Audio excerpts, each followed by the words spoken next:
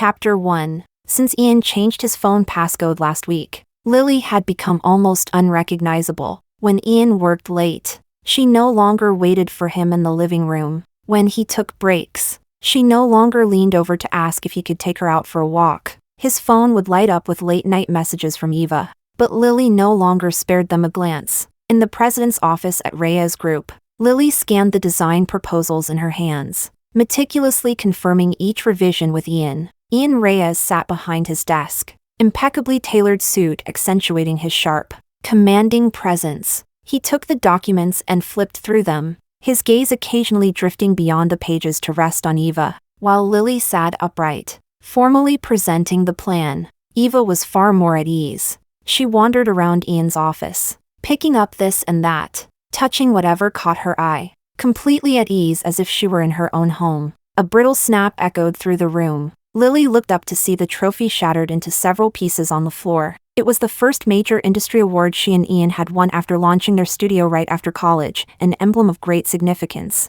Ian had once called it a symbol of their love, always placed in the most prominent spot within the CEO's office. "Oh, sorry about that." Eva covered her mouth, eyes full of helplessness. "I just wanted to take a closer look. I didn't mean to lose my grip."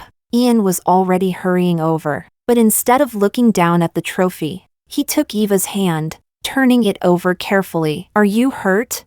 Eva shook her head, her eyes reddening. "I'm fine, Ian. I'm sorry for breaking something that meant a lot to you and Lily." Ian's voice softened. "Don't blame yourself. It wasn't intentional." He then turned to Lily, a crease of displeasure between his brows. "Lily, don't be so small-minded." Yet Lily hadn't said a word. Lily drew her gaze away from the scattered shards, closed the file, and stood. "CEO Reyes, I've recorded all the suggestions for the revisions. The final draft will be emailed for confirmation by Friday. If there's nothing else, I'll be going now." She hesitated briefly, then turned her eyes to Eva. "The trophy, don't let it weigh on your mind. It broke, and that's that. Honestly, I'm not bothered." Ian Reyes instinctively knit his brows together. Not bothered?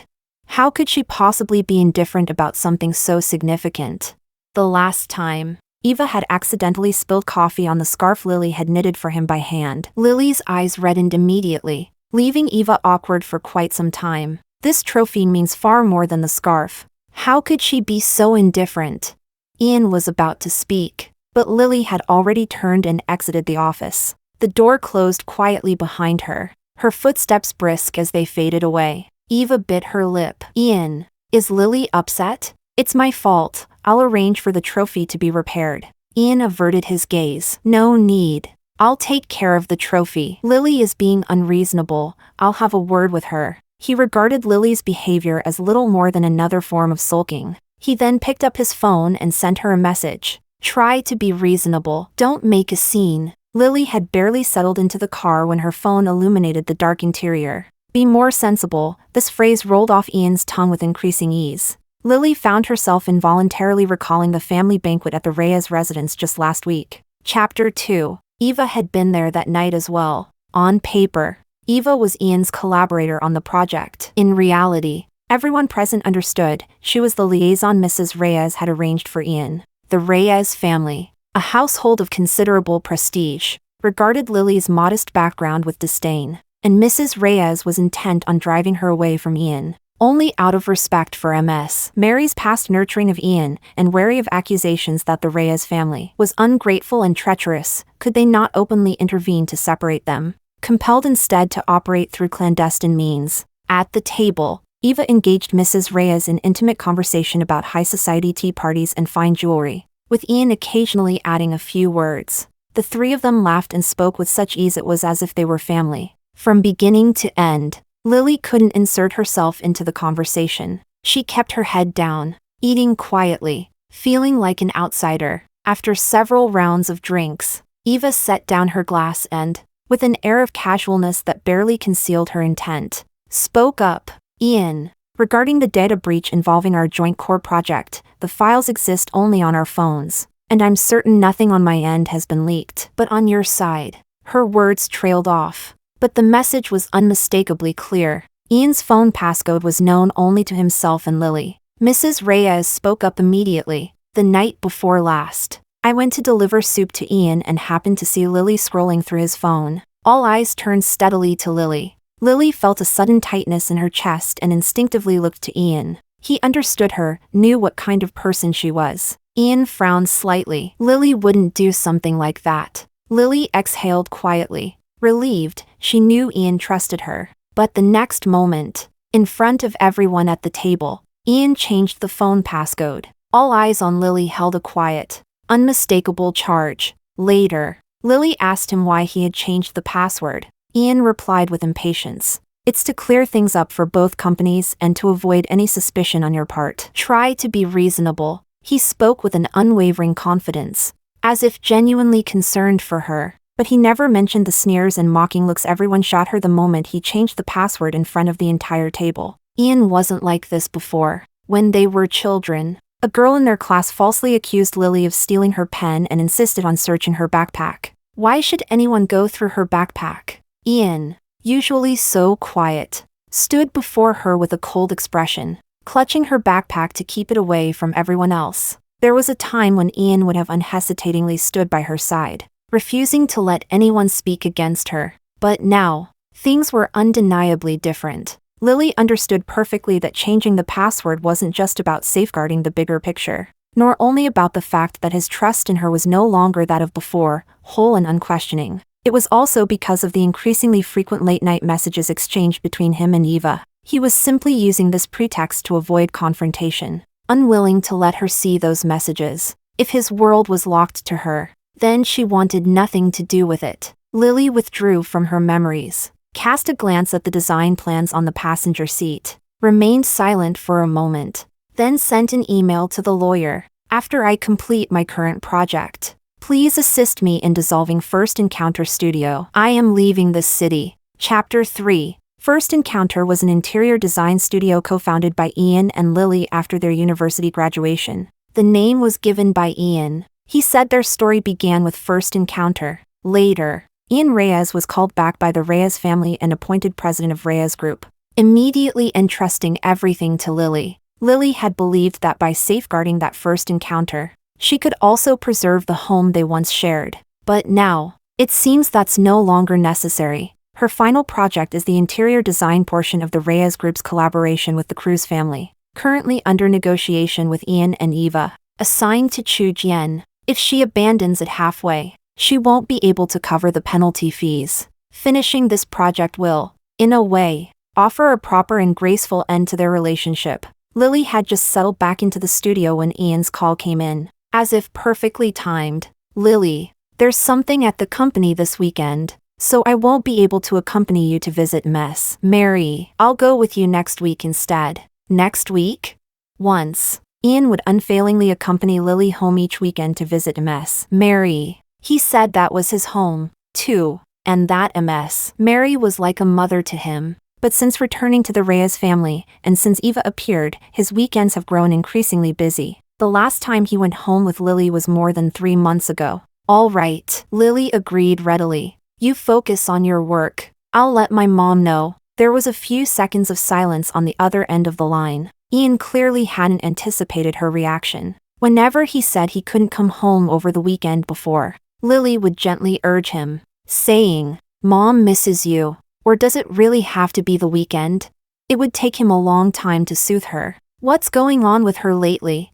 Lily, aren't you upset? He asked cautiously. Lily replied, somewhat confused. Why would I be upset? Your work is important. Visiting mom can wait just one day. Ian was momentarily at a loss for words before ending the call. He couldn't pinpoint what felt different, only that the Lily on the phone wasn't quite the person he knew. Miss Mary was Ian's homeroom teacher in junior high school. Ian was a child raised in an orphanage, quiet and withdrawn, wearing sneakers with peeling soles, his hands marked by chilblains. No one in the class wanted to sit next to him. He always sat alone, tucked away in the corner of the last row. Teacher Mary cared deeply for him, often took him home, gave him extra food, and knitted sweaters for him. At the dining table, Teacher Mary always favored him, saying, "Ian, eat more meat and grow strong." Even the name Ian was chosen for him by Teacher Mary. At that time, The teenage Lily was not jealous at all. Instead, she put pork ribs from her own bowl into his, confidently promising, "Ian, if anyone dares to bully you at school from now on, just say my name, Lily." At that moment, Ian looked at her with tearful eyes, his gaze both stubborn and sincere. After the National College entrance examination, the two naturally got together. They both got into the same university's interior design program and later co-founded Chujian Studio. Back then, Ian was the epitome of a devoted and caring boyfriend. To inspire Lily's designs, he braved a heavy downpour to scour half the city for rare architectural books. Whenever Lily was curled up in pain during her period, he would hold her stomach with his hands through the night. In a modest rented room, he once held her and promised, "Lily, when I make enough money, I'll buy you a large single-floor apartment downtown." Later, the house was finally bought, but the Reyes family also came looking. Ian became the long-lost only son of the Reyes family, leaving Chujian and joining the Reyes group. From then on, he started coming home later and later. At first, he would still explain, "Lily, those old guys are all eager to see me fail. I can't afford to lose." Lily understood him and believed that once he stood firm, everything would get better. Before long, Ian had established himself firmly, and no one in the company could trip him up anymore. But he ended up giving Lily even less time. On a rare occasion when he had time to watch a movie, halfway through, Eva called. At first, Ian still felt guilty. "There's a leak in the project data. I have to rush over. Sorry. I'll make it up to you next time." Lily held back her disappointment and let him go. Later on, he didn't even bother to feel guilty anymore. "Ian, today is our dating anniversary. Can you please not go and stay with me?" Ian impatiently furrowed his brow. "Lily, don't be childish. This project is really important." Lily's eyes welled up with tears. The project was important, but wasn't their relationship just as important? Chapter 4. One day, Ian surprisingly got off work on time and even carried a delicate box of desserts. "That popular dessert shop on West Street, I went all the way across half the city to buy this for you." Waiting in line forever, Lily opened the box with great happiness, and inside was a piece of mango mousse. In that instant, her heart sank. Lily has been severely allergic to mangoes since she was a child. Ian once said that there would never be even half a piece of mango in our home. Not only that afternoon, Lily came across Eva's Moments feed, the exact same mango mousse, with the caption, "The dessert I've been longing for so long, someone went out of their way to buy it." So, he really did deliberately take the long way around half the city. But it wasn't for her. This isn't the first time something like this has happened, nor will it be the last. "I'm tired of arguing. I don't want to argue anymore." That day, Lily said nothing and, taking advantage of Ian not paying attention,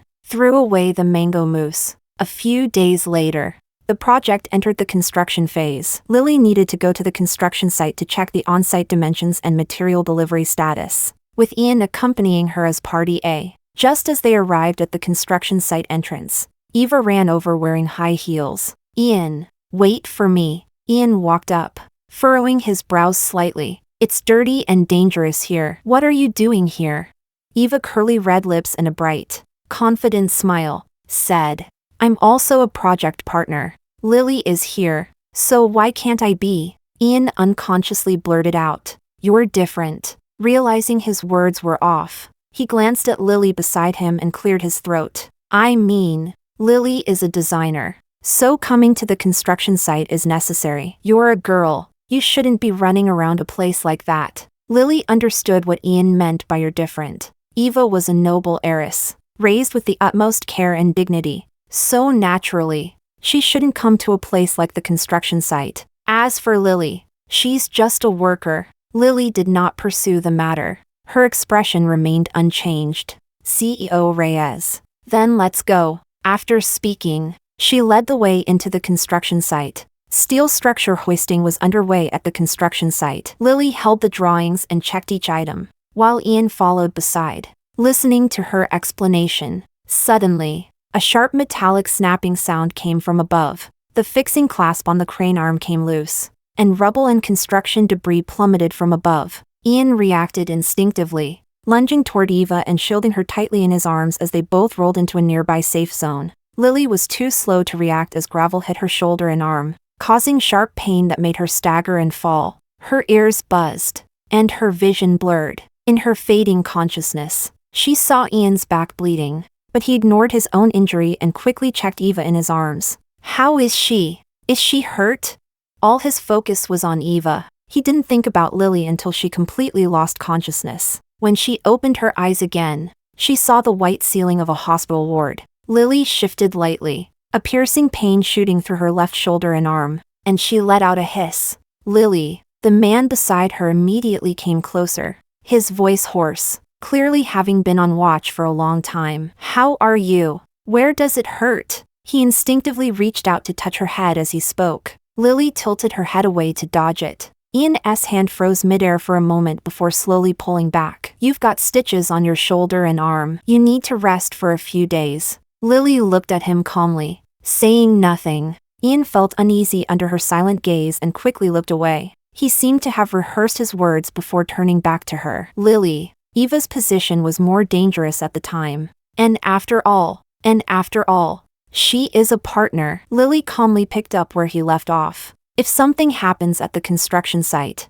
you can't be held responsible. I get that. Chapter 5. Ian was dumbfounded. She said everything he wanted to say, leaving him unsure how to reply. But then, a wave of panic surged from deep inside him. Lily has been acting really off lately. She no longer calls him chattering away at all hours, nor does she message him to share everyday things. That might be one thing, but why didn't she react at all to what happened at the construction site? Even if he truly had his reasons, she should at least feel hurt, at least act a little spoiled to get him to comfort her. Instead of feeling nothing like he does now, the sense of confusion and loss of control made him restless. He was about to speak when the ward door opened. Eva entered holding a bouquet of flowers. Lily, feeling any better? Before Lily could answer, Ian stood and greeted her, taking the flowers from Eva. Why are you here? There was something urgent with the project and I couldn't reach you, Eva said softly. I guessed you'd be at the hospital with Lily, so I came straight over. Afterwards, the two whispered in a corner of the ward. Lily leaned against the ward bed, her wound throbbing faintly, with no one bothering to check on her anymore. She was in her own ward, completely reduced to a background. After the discussion ended, Ian turned to Lily. Lily, since you're awake, I'll head back to the company now. I'll come see you after work. Lily gave a faint nod. Without any further response, Ian felt panic rising in his heart again. As he reached the ward door, he couldn't help but look back. Lily was gazing out the window, her face calm and still, as if it made no difference to her whether he was in the ward or not. Ian frowned, paused, and seemed about to say something. Ian, Eva spoke up at the right moment. We won't disturb Lily resting. Everyone is still waiting. Ian suppressed the swirling emotions in his heart and turned to leave. After the two left, Lily rose from the hospital bed, bearing the pain, and walked to the window. Downstairs, Eva linked arms with Ian and walked out of the hospital gates. The wind tousled Eva's long hair, and Ian naturally raised his hand to tuck the stray strands behind her ear. Lily's gaze lingered on that gesture, suddenly recalling a small incident from university. During a club outing, strong winds on the mountaintop ruffled Lily's hair. A senior nearby casually brushed her hair aside. Ian happened to see it and almost got into a fight with him. Later, Ian said to her with reddened eyes, "If he didn't like you, why would he help you fix your hair?" From that moment on, Lily left the club. Yeah, if he didn't like her, why would he help Eva fix her hair?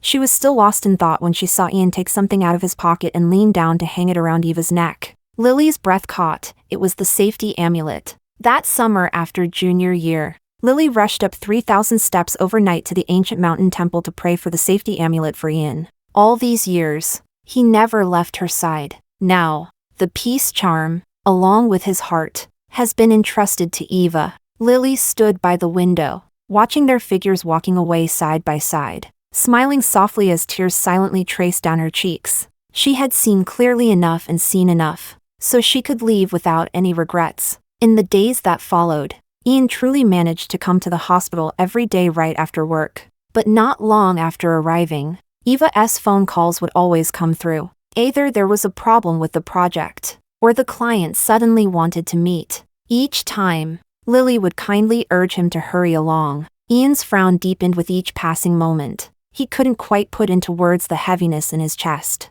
only sensing that something was slipping through his fingers. Unable to grasp or see it, he grew more and more agitated. When he couldn't see Lily, he felt restless, and when he did, his heart felt tight and uneasy. A few days later, Lily left the hospital without telling Ian. Pushing open the door, he found a thin layer of dust covering the room. During the days she was hospitalized, Ian hadn't come back to live here even once. Besides, he's so busy with work, busy with Eva, that he no longer needs to placate Lily. Why would he still come back to this home?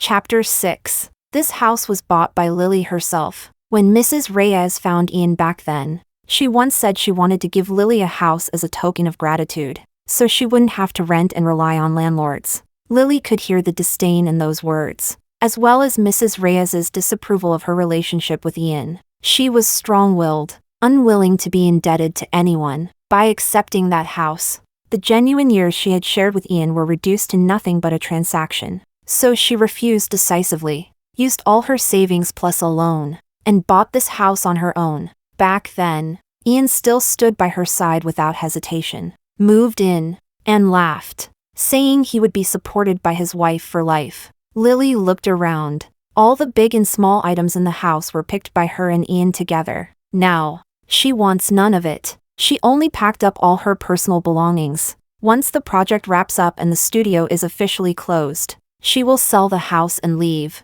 That night, she went to the new house once more. The new apartment was bought by Ian, a large single-floor unit in the city center, and he said it would be their marital home. The master bedroom was personally designed and supervised by Lily. When she designed it, her mind was filled with the smallest daily moments they would share after marriage. She joyfully believed that once they got engaged, they could move in, but the engagement never happened, and the master bedroom remained empty. The new apartment has never been formally lived in. Lily has only left a few things here, some spare clothes and a few cherished keepsakes belonging to them both. She pulled out old items, movie tickets from when they watched films together at university, train tickets from their trips, and countless photos from the past. Lily shook her head and quickly stuffed the memories that needed to be discarded, along with these things, into a garbage bag. At last, her eyes landed on the picture frame on the living room TV cabinet. It was a photo taken outside the exam hall on the day the National College Entrance Examination finished, marking the moment they officially became a couple. In the picture, a young Ian holding her hand tightly, his eyes full of affection. There's no negative backup for this photo, and Ian has always treasured it deeply. Lily gazed at the last photo for a long time, but in the end, she still didn't put it into the trash bag. After all these years, even if we can't be lovers, we can at least be family. As the night fell, Lily decided to spend the night in the new house. She was just about to take a shower when the keypad lock suddenly beeped without warning. The door opened. Ian carried Eva half in his arms as he walked in. The moment their eyes met, Ian's panic flickered briefly before he looked away, avoiding Lily's gaze. "Why didn't you call me to pick you up after you were discharged?" His tone held a hint of reproach, as if trying to conceal something. Lily stood quietly by the entrance, not moving aside. "You're busy with work. I can handle it myself." She said it, but her eyes remained fixed on him. Ian felt her gaze, instinctively furrowed his brow again, looked up to meet her eyes, and with no way to avoid it, said, "I'm entertaining a client tonight. Eva drank too much and got a stomachache. Since it's nearby, I just brought her here to rest for the night. Don't read too much into it." Eva leaned against Ian's chest, weakly forcing a smile. "Lily, I'm really sorry to disturb you so late. It's just that I can't stand staying in hotels. So Ian brought me here. I hope you don't mind." She paused, then whispered, "Ian, why don't you just take me to the hotel?"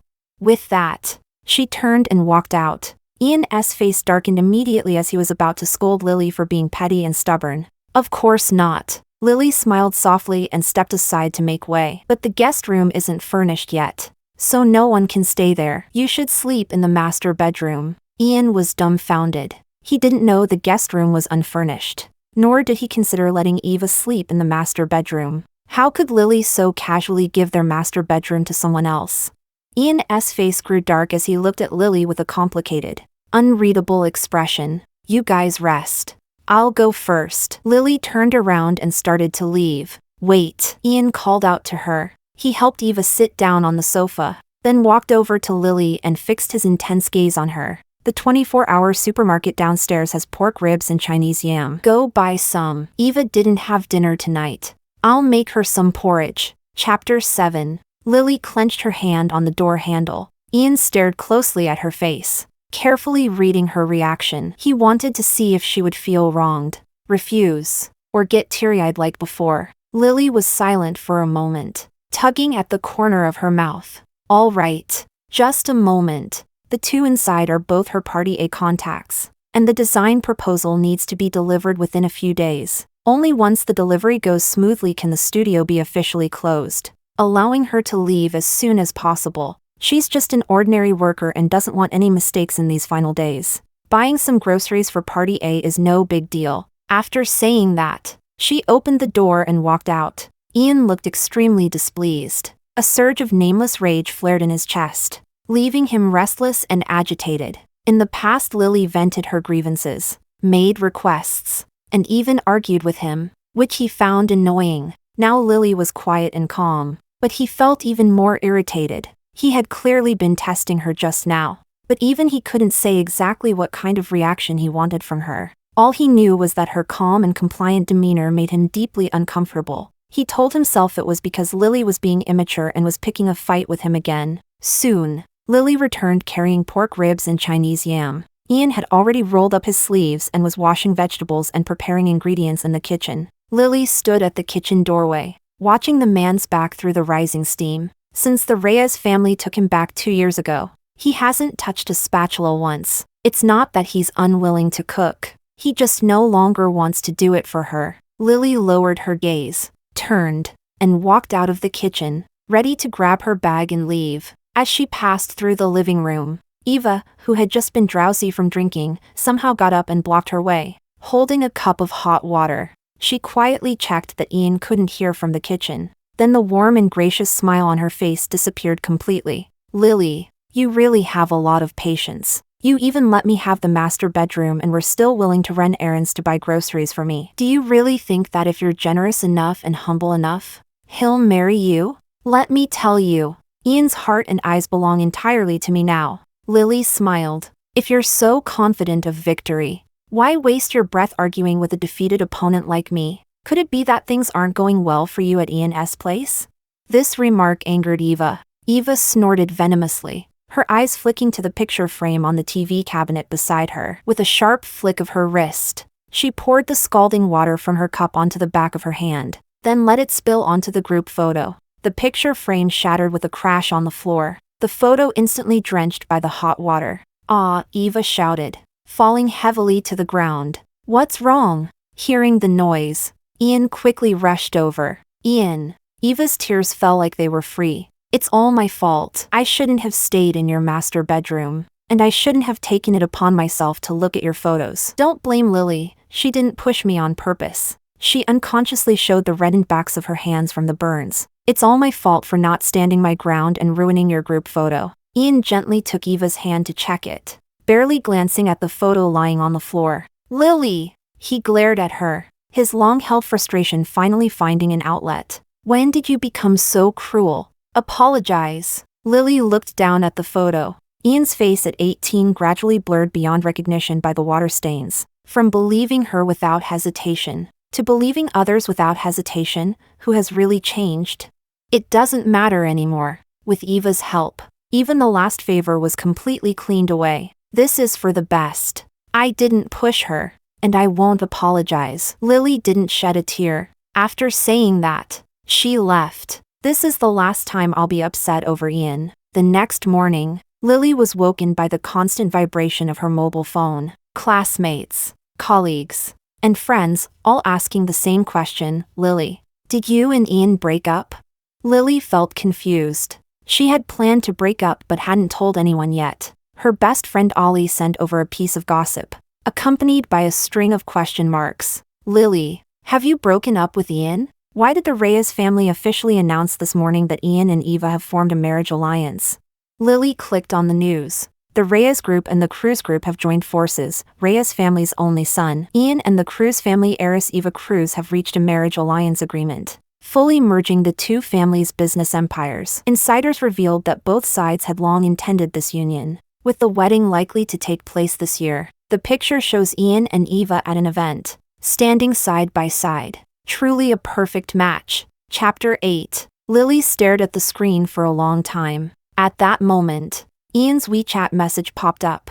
It was a voice note. Releasing the marriage alliance news is just to maximize project benefits. It's not real. Behave yourself. Don't make things difficult for me.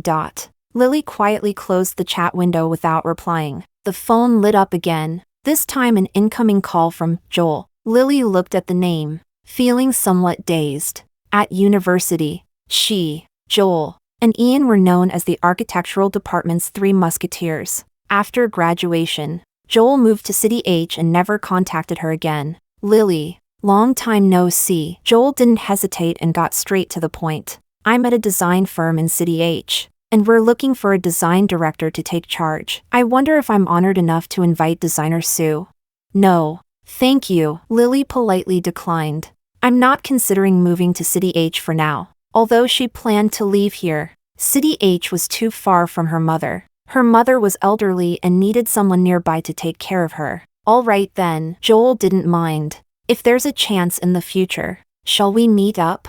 Sure. Lily smiled naturally and agreed. Before hanging up, Joel couldn't help but say, don't always push yourself too hard. If you ever run into trouble, remember you still have me as a friend. That bit of warmth softened Lily's heart, which had been cold all night. Just a little. She thanked Joel, hung up, cleared her mind, and devoted all her energy to the final touches on the design proposal. 3 days later, the proposal was submitted and smoothly passed the review. Lily finally breathed a sigh of relief and notified the lawyer to officially dissolve the studio. Over the past few days, there had been non-stop news about Ian and Eva. The two were repeatedly photographed by reporters coming and going together, acting closely, and the internet buzzed with rumors that good news was just around the corner. Ian had called Lily once, but unfortunately she was already asleep and didn't answer. He didn't try a second time. The next day was the project midterm celebration dinner,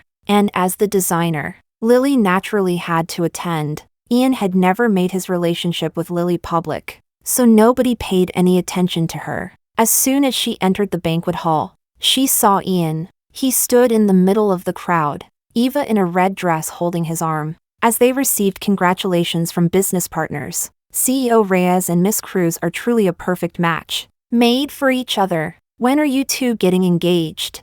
Facing the guests' compliments, Eva smiled bashfully, leaning slightly against Ian. We'll definitely send everyone invitations when the time comes. Ian didn't deny it, but his gaze uncontrollably searched beyond the crowd for Lily's figure. Lily sat in an inconspicuous corner and didn't look at him once from start to finish. Ian stared at her calm profile, a surge of frustration rising inside him once again. Last time, she pushed Eva away without even a word of explanation. These past few days, she's ignored phone calls and left messages on read. Now, seeing him standing together with Eva and being showered with blessings, she remained completely unmoved. How long exactly does she plan to make a scene? Why can't she just be a little more sensible? Ian grew increasingly angry. His distracted expression naturally caught Eva's eyes. Eva grit her teeth in jealousy and quickly typed a message on her mobile phone. Before long, the project director, Director Morales, walked over to Lily with a grim expression. Lily, why did the floor plan of our group's RD center end up in the hands of a competitor? Lily was stunned. Director Morales, what do you mean by that? What do you mean? Director Morales sneered. The other company just announced their new RD center design today, and it overlaps with the third draft floor plan you submitted yesterday by as much as 90%. Are you really going to say you didn't leak it? Impossible. Lily stood up, her voice trembling slightly. I have never leaked any drawings. Eva linked arms with Ian and walked over at the right moment. Director Morales, Are you sure you're not mistaken? Although the last project file leak was coincidentally related to Lily as well, I believe she wouldn't do something like that. It looks like they are protecting Lily, but it actually hints that both leaks are connected to Lily. Chapter 9. Whispers spread through the crowd. Director Morales with an angry face said, "Lily, don't even think about getting any final payment for this project. Just wait for the lawyer's notice." "It's not me," Lily denied emphatically, instinctively glancing at Ian with a last ounce of hope. As soon as he says impossible, this ridiculous farce can be stopped. "Ian, we've known each other for years. You know me best. You know I would never stoop to something like this, right?" Ian looked at her intently, the annoyance in his eyes impossible to conceal. After a long silence, he finally said, "Lily, you've really disappointed me." This statement publicly confirmed Lily's guilt of leaking secrets. She would not only forfeit the final payment she had worked hard for over half a year but also face a lawsuit. And the studio's closure would become more complicated. Her reputation was ruined overnight. She might no longer have a place in the city or the industry. Lily left the banquet in a daze and went back to her mother's home. "Lily? What's wrong? Did you have a fight with Ian?" Mother opened the door and saw her daughter like a wandering ghost, instantly sensing something was wrong. "No, Mom. It's just been busy at work. I'm tired." Lily forced a smile. Mother stood up and went to the kitchen. "You haven't eaten yet, have you? I'll make you a bowl of noodles. When you were little, you'd get upset the minute you were hungry." When the noodles were set on the table, Mother took her hand and sat down, carefully studying her face. "You've lost weight. Has Ian been very busy lately? Neglecting you?" "I haven't seen him in a long time either." Lily lowered her head to eat the noodles, tears dripping into the soup. He's busy. I'll tell him later. No matter how busy he is, he can't forget our family teacher Mary, right?" Mother chuckled warmly. "Rhea's company is big and he's busy. You don't need to worry about me all the time. But when he has some free time, have him come back. Mom will make his favorite sweet and sour pork ribs." Lily swallowed the hot soup along with her tears. She knew that Mother was thinking of Ian. All these years, Mother had long treated him as her own son. But how could she bear to tell Mother that the boy she lovingly raised had just pushed her daughter into a desperate situation with his own hands? "But you also need to take good care of yourself," Mother said once more. "Be understanding of him, but don't foolishly swallow all your grievances alone. Mom is on my daughter's side. You know?" Lily finally couldn't hold back, hugging Mother as tears silently streamed down. "Yes, I know. I won't let myself be wronged anymore. I'm going to leave him and start anew." Who would have thought that at breakfast the next day? Mother suddenly clutched her chest. Her face turned pale, and she collapsed straight to the floor. The ambulance arrived quickly. In the emergency room, the doctor looked grave. "Aortic dissection. Prepare 300,000 for the surgery first. Recovery after the operation can be discussed later. Hurry. The surgery must be done today. It can't be postponed until tomorrow." Lily felt her legs go weak and could barely stand. Because of that baseless leak accusation, her account had just been frozen. At that moment, where could she find 300,000? Lily flipped through the contacts over and over, finally stopping at the name Ian. She knew she shouldn't reach out to him, but her mother's life was at stake. The phone rang several times before someone picked up. "Ian." Lily's voice was trembling badly. "Can you lend me some money to get by?" Lily." Ian cut her off, his tone icy, anger barely restrained. "Lily, you actually have the nerve to just ask for money outright now?" Before she could say another word, the call was slammed down hard. Lily felt it was absurd. All these years, she had never once asked him for a single cent, but she didn't have time to dwell on that. The surgery was urgent, so she dialed again. This time he picked up quickly, and she said right away, "My mom is sick. She needs surgery. The doctor said it has to be today." "Lily!" Ian shouted angrily. "For money. You even dare to drag teacher Mary into your made-up stories? Don't you have any limits?"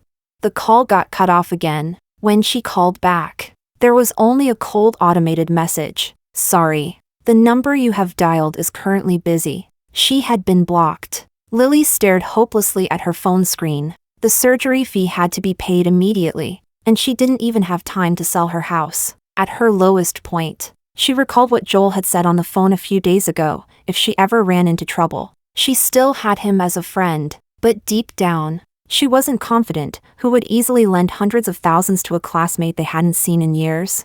But life is precious. This is her only hope. Chapter 10. The phone was picked up after 2 rings. Lily. Lily choked in her throat and after a long pause, said, "Joel, I need to borrow some money." "How much?" "300,000. Send me the account number." Don't panic. Not a single unnecessary word. No questions asked. No hesitation at all. 10 minutes later, the mobile phone gave a brief vibration. "Your account ending in XXXX has been credited with 500,000 renminbi. Lily stared at the numbers as tears fell heavily onto the screen. Having paid all the fees, the mother was pushed into the operating room. Lily sank down onto the bench in the corridor, staring at the operating room's tightly closed door. Looking back on everything, she could only laugh at it. By now, her love for Ian had been completely used up. She didn't love him anymore. Not at all. They went from childhood sweethearts to lovers, and now to bitter estrangement. More than 10 years of feelings, ending like this. The surgery went smoothly, and Lily's anxious heart finally settled after a whole day. Without hesitation, she contacted the real estate agent to put the house registered under her name up for sale. The house price is kept very low,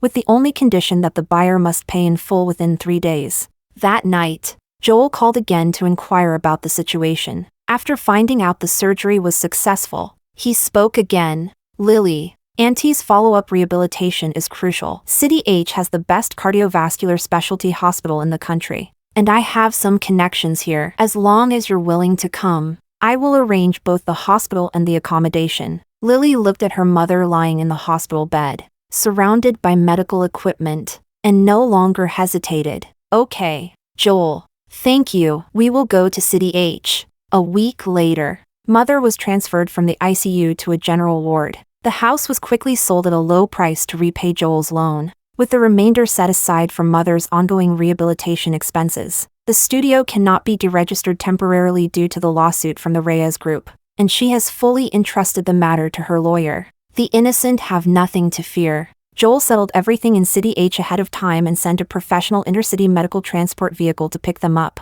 The medical staff carefully lifted Mother into the vehicle. Before getting on, Lily took one last look at the city she had lived in for nearly 30 years. Once, this was her home, her studio, and the place where the person she thought would be with her for life stayed. Now, she feels nothing for Ian, only a calmness after the dust has settled. Lily withdrew her gaze, severing all ties with the past. Gone, never to return. Chapter 11. After the dinner ended in discord, Ian was utterly disappointed in Lily. He finally uncovered the cause of his unexplained anger from a few days ago. It was because Lily had changed, not only becoming malicious by ousting Eva, but also spitefully betraying company secrets, even using teacher Mary's body as an excuse to extort money. Just thinking about these things made his temper uncontrollable, so he simply went back to stay at Reyes' place, remaining there for over a week. That day, the study door was gently knocked,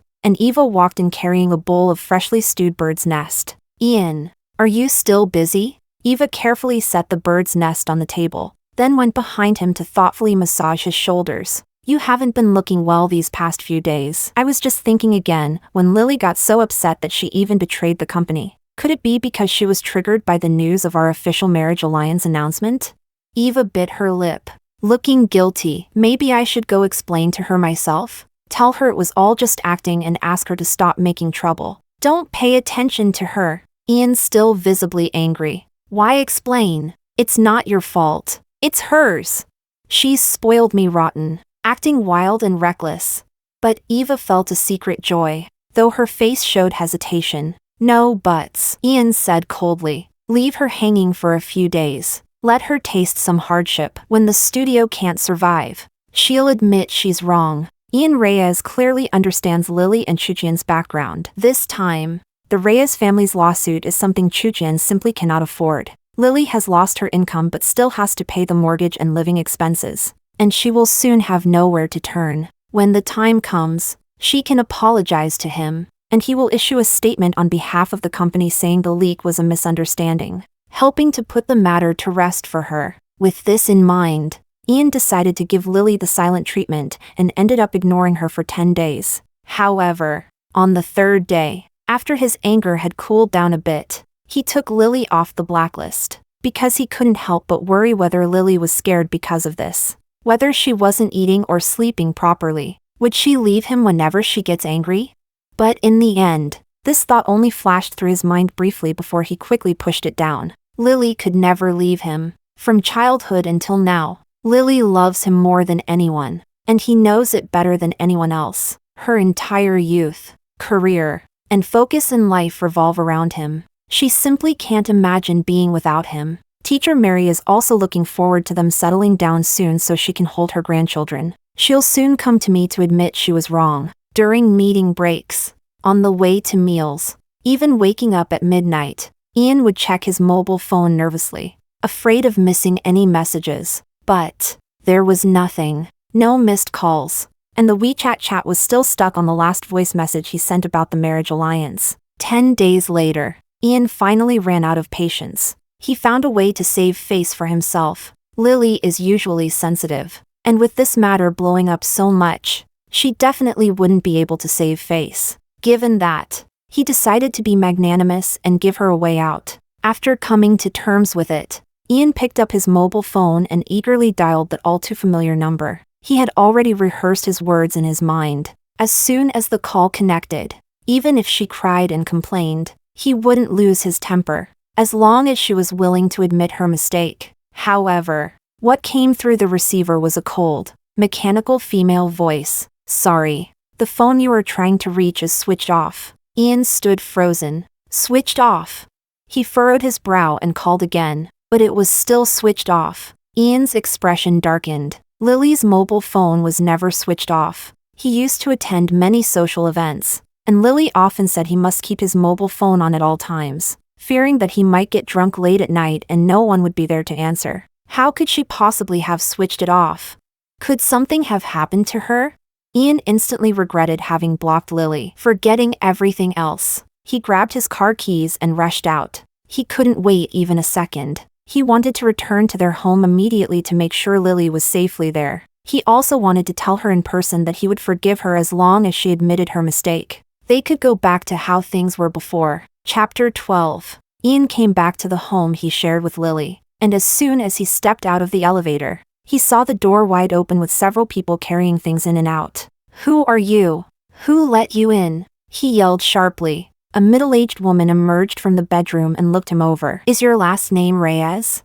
Ian glared at her cautiously. The woman didn't deny it when she saw him, so she took it as his approval. "You've come just in time. The previous owner said the men's belongings in the house are yours. All packed in those 2 boxes. She pointed to 2 large cardboard boxes in the corner. "Since you're here, take everything. I'll throw away whatever's left." Ian went blank for a moment and froze where he stood. "What do you mean?" His aura instantly turned sharp and fierce. The woman was startled by his expression. She took out the property deed and showed it to him. "Look carefully. This is my house. The transfer was just finalized a few days ago. I'm moving out legally and properly. If you cause any more trouble, I'll call the police." Ian grabbed the property deed. The new owner's name and the transfer date were clearly visible. Lily sold the house. This was their home together. How could she just sell it? Ian was so angry his lips trembled as he pulled out his mobile phone to message Lily. "You sold the house?" The moment he sent it, a red exclamation mark appeared on the screen. He was blocked. Ian turned and strode out. The woman shouted from behind, "Hey, take your stuff away." He ignored it. The car sped down the street as he pressed the accelerator toward the master bedroom. She had sold her own house, probably due to cash flow problems. Ian thought. This time, he had gone too far, pushing her too hard. If she wasn't in her own house, then she could only be staying in the master bedroom. "Lily!" Ian pushed open the door of the master bedroom and called out loudly to her. No one answered. The master bedroom was empty. All the few changes of clothes Lily had left here were gone, making it look as if no one lived there at all. On the living room floor, the picture frame that Eva had broken that day still lay where it fell. with shards of glass scattered nearby. The photo was soaked through with water stains and completely blurred, making the image unrecognizable. Looking at that photo, a sharp pain struck his heart. But right now, he couldn't afford to focus on the photo. Lily wasn't here after all, so where had she gone? His unease grew stronger by the minute. The out-of-control frustration and agitation he had forced down earlier now surged back with overwhelming force. Lily might really be angry. He has to find her. Ian started the car and rushed to Teacher Mary's house. Soon, he stood in front of that familiar old-fashioned security door, knocking over and over. "Teacher Mary, it's me, Ian." "Lily, open the door. Don't make a fuss." He knocked for a full 10 minutes, but nobody opened the door. From upstairs, the sound of a door opening came, and a gray-haired old lady peeked her head out. "Stop knocking. You're disturbing the neighbors." Ian looked up anxiously and asked, "Auntie, where is Teacher Mary? Where did she go?" The elderly lady recognized him, sighed, and slowly went downstairs. "Little Reyes, you don't know? Teacher Mary suddenly became seriously ill recently. An ambulance took her straight to the ICU. Sudden serious illness? Ambulance? ICU?" Ian shuddered all over, his face draining of color. Could it be that the day Lily called to borrow money, it was really true?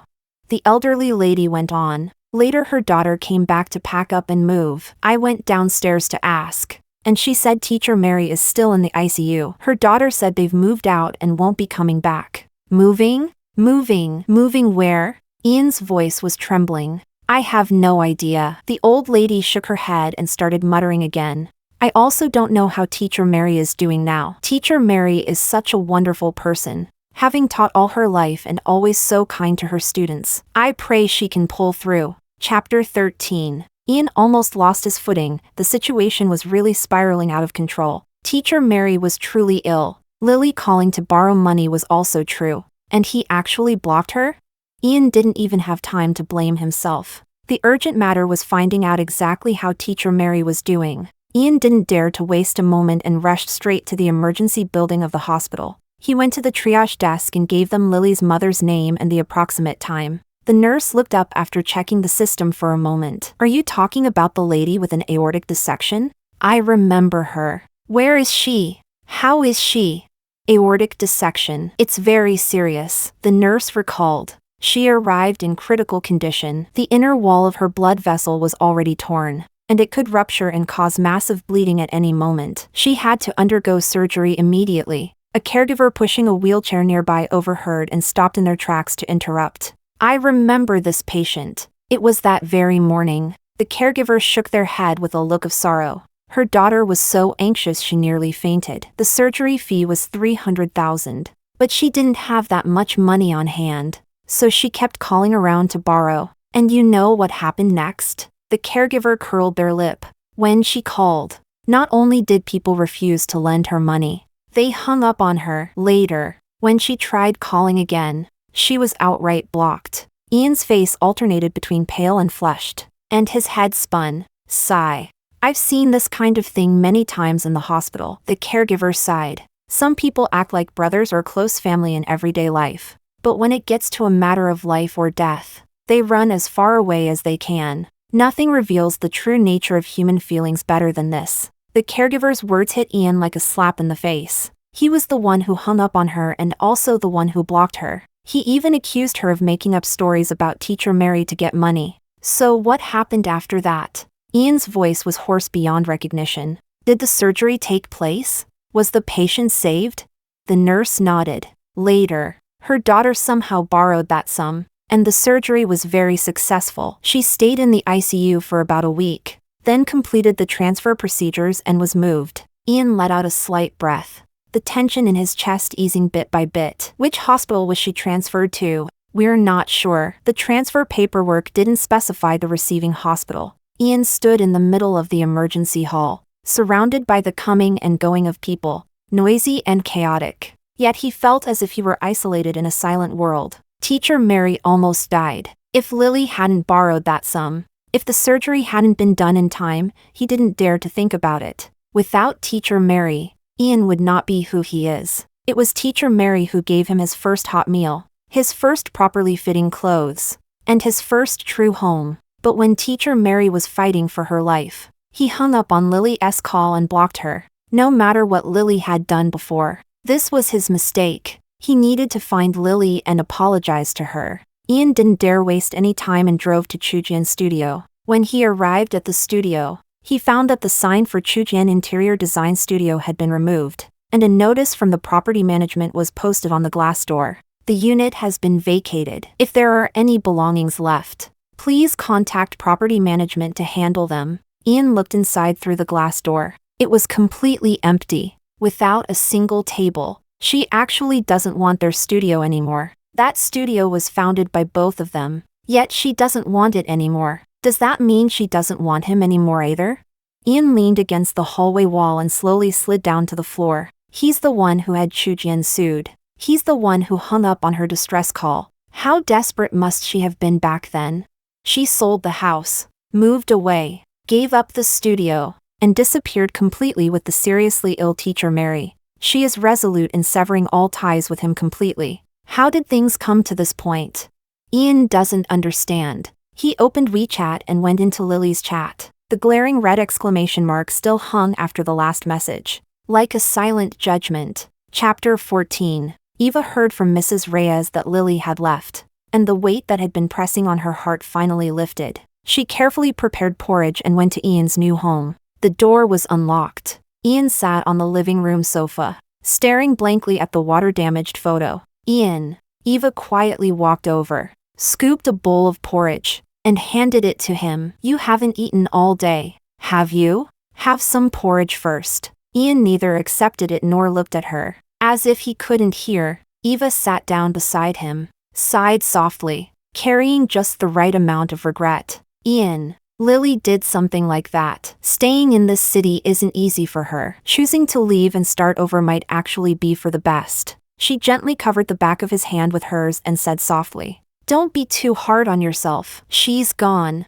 but you still have me." What exactly did she do? Ian jerked his hand away from hers, his expression dark and terrifying. How dare you slander her? The porridge bowl fell to the floor, spilling everywhere. Eva was startled by him. Isn't it already proven that information was leaked? At the banquet that day, didn't you say you were very disappointed in her? Ian continued to stare at her unblinkingly, his gaze sharp and threatening. That matter hasn't been investigated yet. Where's the conclusive evidence? What he said that day about being disappointed was because of her coldness during those days. At that time, his mind was consumed with her ignoring him, so he couldn't care less about whether secrets were leaked. That night, in his fury, he didn't think things through at all. Even if others had said Lily murdered someone, he probably would have instinctively spoken up for her. As for suing the studio, it was just a bluff to scare her and make her apologize to him. Eva felt a bit uneasy under his gaze, so she moved closer and gently wrapped her arms around his waist. Ian. Lily has already left. She has her new life now. We come from similar backgrounds and work very well together. She shyly lowered her head. I like you too, Ian. How about we give it a try? The next moment, the man pushed her away as if she were a plague. Eva suddenly stumbled and fell to the ground. Eva, you've crossed the line. Ian looked down at her coldly. We're just partners. Focus on your own responsibilities. Eva stood frozen in place. Ian paid her no mind. Earlier Eva had reminded him that he hadn't handled the leak yet. He never truly believed it was Lily who leaked the information. Last time, he was just venting his frustration. But now, he must still clear Lily's name. This is something he owes Lily. Immediately investigate the blueprint leak, he ordered his assistant in a deep voice. Also, immediately withdraw the lawsuit against Chujian. Eva panicked as soon as she heard this, quickly stood up and grabbed his sleeve. Lily has already left. Investigating further is pointless. Don't waste your energy. Pointless? Ian looked at her intently. Eva, didn't you hear what I just said? He wasn't unaware of Eva's feelings for him. He had known all along, but he thought it was harmless as long as he reassured Lily. It wouldn't matter. So just now, Eva pasted it, and he didn't give it much thought. But now, he could keenly sense that Eva was acting strangely. Why is she so nervous about the leak? Is she trying to stop him from investigating? Eva became even more flustered when he questioned her, a cold sweat forming on her forehead. It's just that our project is already busy. I just don't want you to waste extra energy. Ian didn't miss her slip and said darkly, "You'd better be. This is the master bedroom for me and Lily. Eva, you shouldn't come here. Don't ever come here again." Eva was terrified and didn't want to stay a moment longer, so she fled in a panic. Ian watched her leave, then made a call, "Keep an eye on Eva." Chapter 15. After hanging up, Ian's eyes darkened. Once the emotions subsided, the merchant's sharpness and rationality took control again. He remembered many things. Eva spilled coffee on the scarf that Lily had knitted for him herself. Eva smashed the trophy in his office that belonged to him and Lily. Eva claimed that Lily had pushed her. Could all of this really be just coincidence?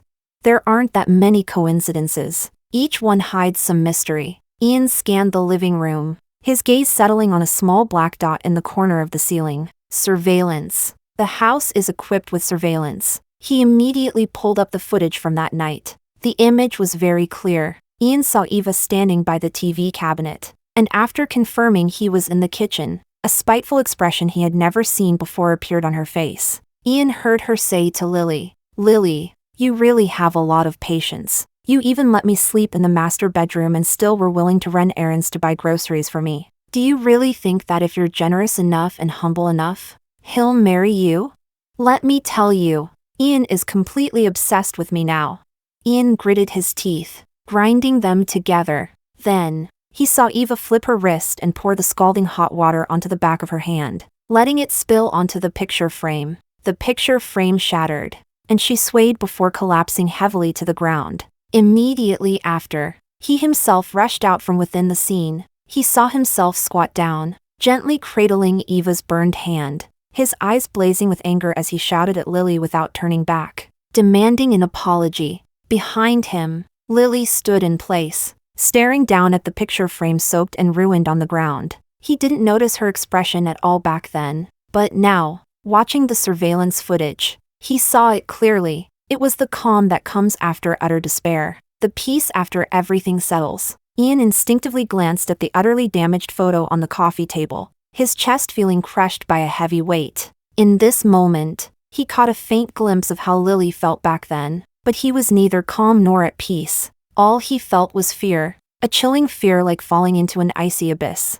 He belatedly realized that the true reason Lily left might not have been because he failed to save teacher Mary, or because he didn't believe her at the banquet, nor even because of the false news about the marriage alliance, but it was because of the choices he made at certain moments. At the moment of the construction site accident, he protected Eva. At that moment on the surveillance footage, he believed in Eva. When the trophy shattered, he felt pain for Eva. Every time, he chose Eva, leaving Lily aside. He finally realized what really felt wrong during that time. It wasn't because Lily had changed, but because Lily was leaving. She had been preparing to leave for a long time, and he had been completely unaware. Not only did he never try to hold her back, but he ran full speed down the path, pushing her even further away. He took Lily's love for granted, recklessly indulging in his ambiguous relationship with Eva. He was aware of some of the hurtful things but deliberately chose to ignore them. I'm afraid there were even more that he didn't realize himself.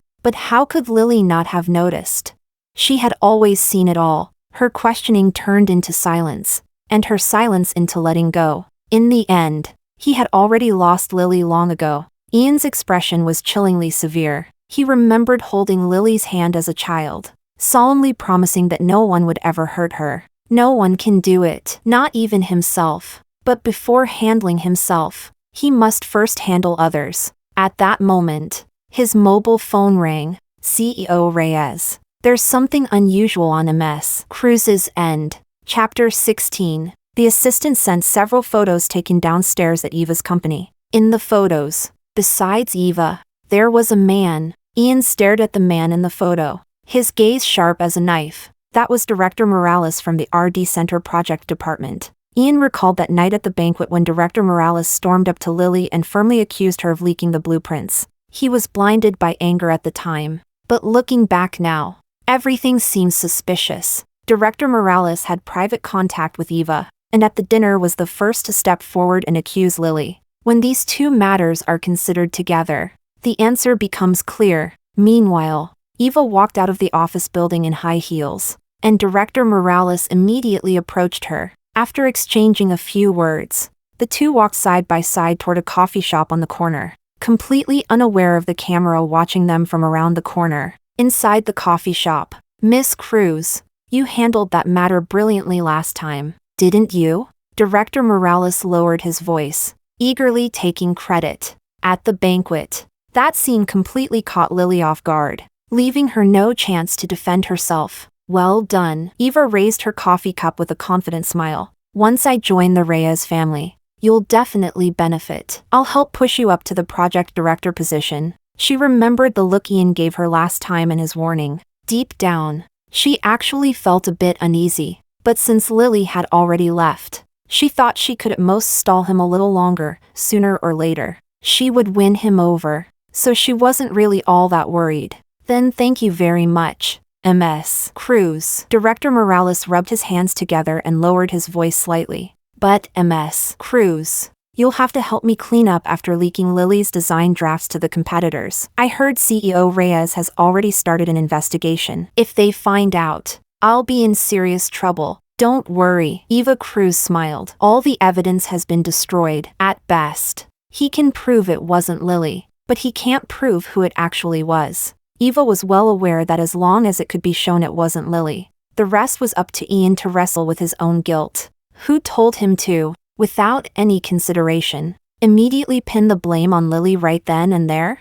If anyone's to blame, it's only himself. She was thinking this. Her lips hadn't even had a chance to curl up. When the coffee shop door was pushed open, Ian walked in with an unreadable expression, the pressure around him chilling the whole coffee shop's atmosphere by several degrees. Had enough chatting? He even managed a slight smile that didn't reach his eyes. "If not, keep going." "Perfect. I'll listen in too." Having said that, he pulled out a chair and sat down at his own pace, eyes flicking back and forth between the two of them. Eva panicked internally, but she reacted quickly pulling herself together and putting on a composed smile. "Ian, what are you doing here?" She fixed her hair, doing her best to appear calm. "I was just about to head to the company to find you. On the way, I ran into Director Morales and we had a quick chat." Ian snorted. "A quick chat? Then go ahead and keep chatting about how you leaked the blueprints." Eva's palms were sweaty, but she forced herself to stay calm. "Ian, what are you talking about? The blueprint issue isn't about Lily. You still dare mention Lily?" Ian slammed his hand on the table, making the coffee cup jump. Eva and Director Morales both flinched simultaneously. "Eva, think carefully before you speak." His tone was calm, yet far more chilling than shouting. Eva finally lost control. She shot a sharp look at Director Morales, then quickly turned back, pointing in his direction and urgently said, "It's all him. He's the one who leaked the blueprints. I had no idea." Director Morales turned pale. "Miss Cruz, you must not betray those who helped you." He panicked, desperate to defend himself, his voice suddenly rising. "Even if you don't admit to the blueprint issue, the last time you framed Lily for leaking CEO Reyes' mobile phone info, that wasn't my doing. That leak was all your plan." Chapter 17. Watching Eva and Director Morales fight like cats and dogs, Ian smirked coldly and beckoned. A few people walked in and stood respectfully behind him. "CEO Reyes, lawyer, I'll leave the rest to you. Ask my assistant for the relevant evidence." Ian Reyes finished speaking and left the coffee shop. Sitting in the car, Ian gripped the steering wheel tightly with both hands, his face pale, ears ringing with a buzzing sound. He had already heard it clearly just now. The first mobile phone leak was a setup by Eva, meant to publicly drive a wedge between him and Lily. The second blueprint leak was ordered by Eva, who instructed Director Morales to carry it out, aiming to completely destroy Lily's reputation and career. And what about him? Both times, he took Eva's side. Both times, he directly or indirectly pinned the blame on Lily. He remembered countless times when Eva would call and he would leave at once, recalled bringing Eva back to their master bedroom, making soup for Eva in front of Lily, and countless moments when his heart leaned toward Eva. In those moments, Lily, what was she feeling? She watched him choose others again and again, her heart slowly being emptied by what emotions? Lily. Ian hit his forehead hard against the steering wheel. I was blinded by Eva and lost my senses. I'm sorry. I will definitely find you. I'll make it up to you. He called again to instruct the company's legal and security departments to conduct a thorough investigation of the 2 leaks, ensuring they obtain a complete chain of evidence and handle the matter strictly. Back at home, he carefully searched the house for anything belonging to Lily. But there was nothing left, only that photo that had been destroyed by Eva. Ian picked up the photo once more. The photo had been soaked in hot water and then dried for more than 10 days. The paper was severely wrinkled and curled, and the image had blurred into a vague smear of colors. He tried hard to make it out but couldn't see anything clearly. But he remembered that day, after the last subject of the National College entrance examination ended. He waited for her outside the exam hall. She dashed out of the exam hall, her school bag still not properly on her back, running straight to him, her eyes shining brightly. Ian, we're finally free. She bumped into him and staggered, but he smiled as he helped steady her. A classmate beside them shouted with a camera, "Say cheese!" She linked her arm with his, smiling like the summer sun. He was never good at smiling, but in that photo, his eyes curved with a genuine smile. After taking the photo, she leaned in and murmured, "Ian, your smile is really beautiful. You should smile more often." He said, "I only smile when I'm with you." This was their only photo together at 18, no negatives, no digital copies. He had always cherished it, and Lily knew that well, but he brought Eva into his home, and Eva destroyed it. At that time, he didn't even glance at it. Ian carefully put the photo away and began searching the city for a place that could restore it. The technician at the first digital restoration studio shook his head. The paper's stains are too severe. The ink layers have blended together and can't be separated. The master at the second time-honored photo studio examined the photo carefully for a long time, then sighed. If it had been treated immediately after soaking, there might still be hope. But now, it's too late. The responses from the 3rd, 4th, and 5th places were all the same. In the end, Ian tracked down an elderly professor who specializes in restoring precious archival documents. Wearing reading glasses, the old professor scrutinized the photo under a magnifying lamp for 5 minutes. Then he took off his glasses and pushed the photo back. "It can't be restored," Ian persisted. "Professor, money isn't a problem, as long as it can be restored." "Young man, it's got nothing to do with money." The old gentleman waved his hand to interrupt him. The color bleeding wasn't treated with dehydration immediately after it happened, and the pigment has thoroughly penetrated and blended. "If I can't fix it, no one can." He paused, then added, "Some things, once ruined, are truly ruined. They can't be fixed just by throwing money or time at them." Ian held that photo as he stepped out of the restoration room, the sunlight piercing enough to make him squint. The old gentleman's words echoed over and over in his mind. "Once ruined, it's truly ruined. Once ruined, it's truly ruined." That might be true for photos. But what about the human heart? The trust he destroyed with his own hands. The person he pushed away himself, can it still be mended? Ian lowered his head, staring at the photo in his hands that was completely marred. At 18, they had completely vanished into the blurred ink. "Lily, can I still find you?"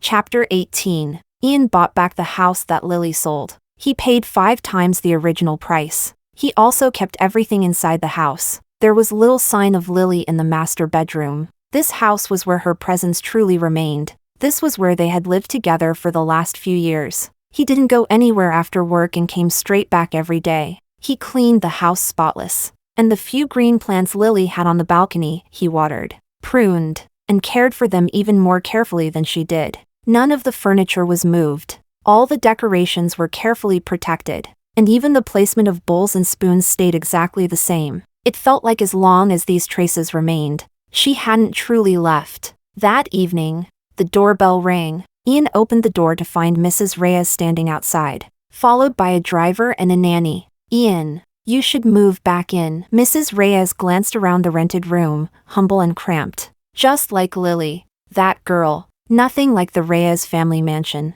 Mrs. Reyes frowned. How can anyone live in a place like this? Ian didn't let her in. "Mom, you don't need to worry. Please go back." Mrs. Reyes's expression darkened. You've already caused enough trouble over the matter with the Cruz family. As for the marriage alliance, Eva's actions were a bit excessive. But the cooperation between the two families shouldn't be broken over such a small matter. A small matter? Ian sneered. Do you even know how many times she has falsely accused Lily? I know. Mrs. Reyes cut him off dismissively. I already know all about those matters. Ian looked at Mother in disbelief. Mrs. Reyes adjusted her cuffs. Eva's methods were a bit rash, but her direction was right. That Lily, after all, is just the daughter of a middle school teacher. She's not suitable for our Reyes family. You two are bound to separate sooner or later. Better to split early. While she's still young, she can find someone suitable to marry. She should be grateful to us. Ian stared at his mother, realizing he had never truly known her. Usually, Mrs. Reyes was always the most dignified and thoughtful of all. Mother, do you consider me your son? His voice trembled. Have you ever asked me once what I want? This is my marriage. The only person I want to marry, from start to finish, is Lily. Mrs. Reyes snorted coldly. Don't you also quite like Eva? You used to stick to her every day. Who outside didn't know your relationship was special? And now you tell me you won't marry anyone but Lily? Ian stood there stiffly, unable to say a single word. Yeah, Lily's departure wasn't Eva's fault, nor Mother's. Ultimately, it was his own. He was the one who ambiguously wavered between two women, slowly cooling and breaking Lily's heart piece by piece. He was blinded by the Reyes family's social standing and Eva's family background. There were moments when he truly wondered if being with Eva wouldn't be so bad. His heart genuinely drifted away. He deserved everything that happened today. Mom. Ian stepped back and slowly closed the door. I'm not going back. Don't come here anymore. Just act as if I'm no longer your son. As the door closed, he heard Mrs. Reyes stomping angrily outside, but he no longer cared about that. In the days that followed, Ian did 3 things. First, he made public the full chain of evidence proving Eva's 2 leaks, restoring Lily's reputation. Second, he filed a lawsuit against Eva and her affiliates in the name of the Reyes Group, ending all business relations with the Cruz family. Third, he opened a design studio named Iris. At Iris, he personally handled as many matters, big and small, as he could. He wanted to return to the design industry. Lily had completely disappeared. He couldn't find her. But since Lily was a designer, returning to the design industry was his only chance to track her down. If you can't find it within a month, then look for 2 months. If you can't find it within a year, then try for 10 years. He will keep looking until he finds her. Chapter 19. At the same time, on the other side, far away in City H, Lily received a call from the lawyer. Lily, Reyes Group has withdrawn the lawsuit against Chujin Studio and paid the remaining project balance. The studio's account has been fully restored. You can check it now. Lily was naturally pleased. All right. Thank you, Lawyer Zhang. Please help me close the Chujin account. She thought that Ian must have confirmed the leak had nothing to do with her.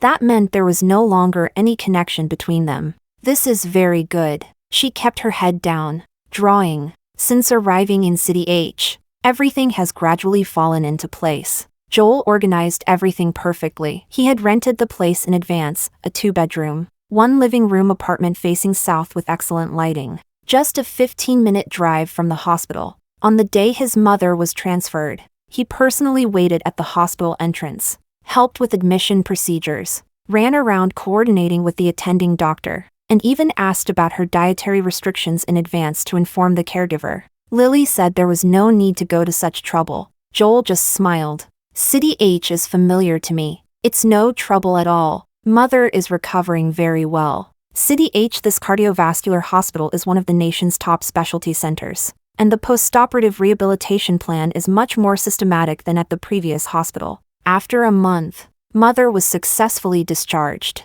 Lily used the remaining money from selling the house to buy a moderately sized 2-bedroom apartment near the hospital. It's not luxurious, but it's sunny, quiet, and there's a vegetable market and park right downstairs. Mother can go for a walk every morning. On the day they moved in, Mother stood on the balcony, looked at the phoenix tree below, and smiled, saying, "This place is nice, quieter than our old home." Lily leaned against the balcony door frame and smiled too. For the first time in a long while, she felt the word home had warmth again. After settling her mother, Joel once again officially invited her. Lily, come to my company. The design director position has always been waiting for you. Lily hesitated briefly and spoke honestly. Joel, I had some issues before. Although the other party withdrew the lawsuit, my reputation in the industry might not be the best. Aren't you worried about getting into trouble? Joel leaned back in his office chair, clasping his hands behind his head, smiling effortlessly. I believe you. Just a few simple words, yet they made Lily's eyes sting. Since that dinner, he was the first person to firmly say to her, I believe you. He didn't even ask what the dispute was about, or why the lawsuit started. He only said, I believe you. But what about the person who had been by her side for more than 10 years? He also didn't ask anything, yet immediately judged her. Lily took a deep breath, held back the tears in her eyes, and reached out her right hand to Joel. Then I definitely won't let down the trust of my old classmate. Joel grasped her hand firmly and said, Welcome to the team. The next day, Lily came to Joel's design firm. To her surprise, the company was quite large, occupying 2 whole floors of an office building and employing nearly 100 people. As the receptionist showed her around, colleagues came over one after another to greet her warmly and sincerely. Director Lily, Joel has finally brought you on board. Joel often praises you to us, saying you're the most talented designer he's ever met. Lily felt a bit shy from the compliments, smiling as she replied one by one. She sat down in her office with sunlight streaming through the floor-to-ceiling windows. On the desk lay a bouquet of sunflowers beside a sticky note. Joel's handwriting, flowing and calligraphic. Welcome back. The design world needs you. You're a partner, Joel. Lily couldn't help but laugh out loud. That afternoon, while Lily was organizing project files at her workstation, her mobile phone alerted her with a news push. The Reyes Group announced the cancellation of its marriage alliance with the Cruz family. Eva is being sued by Reyes for alleged commercial espionage. Lily's eyes lingered on the headline for 2 seconds, but without clicking, she calmly dismissed the notification. No need to look. I already know what the news says. She knew Ian's abilities well. If he wanted to investigate, there was nothing he couldn't uncover. He must have found out that the leak was done by Eva, then severed ties with her decisively. But from then on, it had nothing to do with her. Chapter 20. Just then, her WeChat pinged once. It was a message from Joel. A friend sent a box of East Sea swimming crabs. Really fresh and meaty. I don't know how to cook them, so I'll bring them to your place tonight to eat together. Could you please, Teacher Mary, show me how? Lily stared at Joel and that message for a long moment before replying with just one word, okay. As for everything else, she didn't dwell on it, nor was she in a rush. She was definitely aware of Joel's feelings for her, but having just stepped away from a 13-year relationship, the wound had stopped bleeding, yet the scar remained. She didn't want to let down anyone's genuine feelings, including Joel's. So, take it slow. Teacher Mary actually knew everything. The day she woke up in the ICU, she opened her eyes and immediately saw Lily's bloodshot eyes and thinner face. Ian wasn't at the bedside. Ian didn't appear those days, didn't even call, and the daughter never mentioned him. Teacher Mary asked nothing, only gently took the daughter's hand. Later, after transferring to City H and moving into their new home, she watched her daughter rush around, shopping, cooking, going to the hospital, working, carrying everything on her own. She felt both pain and comfort. Her daughter had grown up, far stronger than she had imagined. If Lily didn't bring it up, she wouldn't ask. But since it was her own flesh and blood, some things didn't need to be asked to be understood. She saw that the light was still on late at night in Lily's study, and she was just sitting there, lost in thought. She also noticed that whenever her daughter occasionally scrolled past some news, her gaze would pause for a moment before quickly moving on. That night, Lily was curled up on the sofa, flipping through the latest issue of the Interior Design Weekly. Mother came out of the kitchen carrying 2 glasses of freshly squeezed juice and sat down beside her. Lily, HM? Lily took the juice and took a sip. Teacher Mary did not rush to speak but quietly sat for a while. In life, Mother finally spoke, her tone as casual as chatting about the weather. You'll meet many people and face many things. Some walk with you for a while, then part ways at a crossroads. Lily paused the hand flipping through the magazine. Parting isn't the scary part, Mother went on. What's scary is standing at the crossroads refusing to move forward. Always looking back. She gently patted her daughter's hand. Step forward. Look ahead. The road ahead is wider than you think. Lily slowly closed the magazine and fell silent for a long moment. Mom, her voice was soft. Aren't you angry? Teacher Mary looked at her and waited for her to continue. He treated us that way. She wasn't talking about feelings. She was afraid Mother would lose hope if she found out the truth. The teenager she raised alone hung up on her daughter's desperate call when her life was hanging by a thread, even calling her a liar. This matter, Lily had always kept locked deep in her heart, never daring to say a word in front of Mother. But Teacher Mary smiled gently, showing no sign of anger. What's there to be angry about? She lifted her glass of juice and took a slow sip. Back then, I brought him home from the orphanage without expecting any repayment or favor. I just felt sorry for him and wanted him to have a better life. He's doing quite well now, has a family and a career, and never has to worry about food or clothes. Teacher Mary looked at her daughter with gentle eyes and said, "What do I have to be upset about?" Lily's nose twitched, and she turned her face away. Teacher Mary is exactly that kind of person, a lifelong teacher who's taught so many students. Always wholehearted with everyone and never expecting anything in return. She used to think her mother was too soft-hearted. But now she realizes it wasn't softness, it was understanding. What about you? Lily sniffed slightly and looked back at Mother. How's your health? I'm doing well. Teacher Mary waved her hand and playfully patted her chest. The doctor says I'm recovering nicely. Just need a little more rest and I'll be back to dancing in the square. Don't worry about me so much. Focus on yourself. At this point, Teacher Mary's eyes held a different meaning. Joel, that kid. What do you think about him? Lily was taken aback. Think about what? You really think Mom can't tell? Teacher Mary smiled warmly. That kid drops by our house all the time, either bringing crabs or fruit. Last time he even fixed my balcony's clothes drying rack. As a mother, I'm definitely not blind. Lily's earlobes felt slightly warm. Mom, I'm currently focused on work. Nothing else is urgent. I'm not rushing you. Teacher Mary stood up with a smile, picked up an empty cup, walked towards the kitchen, and said over her shoulder, "Just stay calm. What's meant to come will come." The mobile phone rang. Joel's message came through. There's a top domestic interior design exhibition next month. Most of the industry leaders will attend. I have 2 invitation tickets. Want to go together? Chapter 21. The day before the exhibition, Joel led the team to set up the exhibition hall. Lily didn't go to the site. She stayed at the hotel working on the proposal. Since leaving behind those chaotic people and situations, she's been in remarkably good shape. Inspiration poured out like a faucet turned wide open. In just a few months, she produced several series of highly recognizable works. From renovating historic buildings in the old district of City H to redesigning the interior spaces of a coastal art museum, every project reflects her unique subtlety and restraint. Joel was even more excited than she was at this exhibition.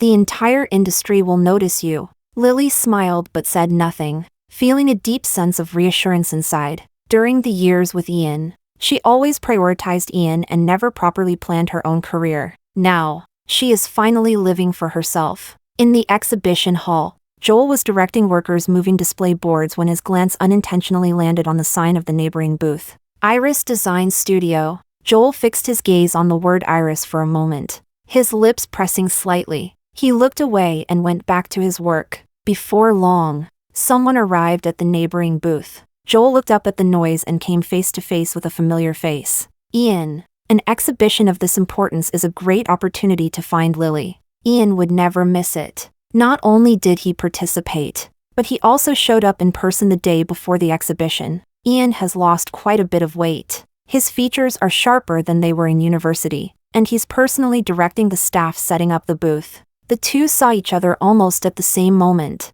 The air seemed to freeze. Workers nearby were still moving things, the clanging and banging sounds rising and falling. But between them, it felt like a silent pane of glass. Ian obviously didn't expect to run into Joel here. The two stood at a distance, neither showing any intention of approaching. In the end, Ian was still the first to speak. Joel, He spoke with some difficulty. He knew that Joel liked Lily, both men, and he could tell how he felt. Once he said it today, it meant he had taken the initiative to tell this former rival for Lily's affection, whom he had never cared about before, that he and Lily had already broken up. But he had to say it, in order to find her. Have you heard anything about Lily recently? Joel stood with his hands in his pockets, his expression cool and detached. What is it? He tilted his head. Did you lose her? That sentence struck right at the deepest pain in Ian's soul, making his clenched fists bulge with veins.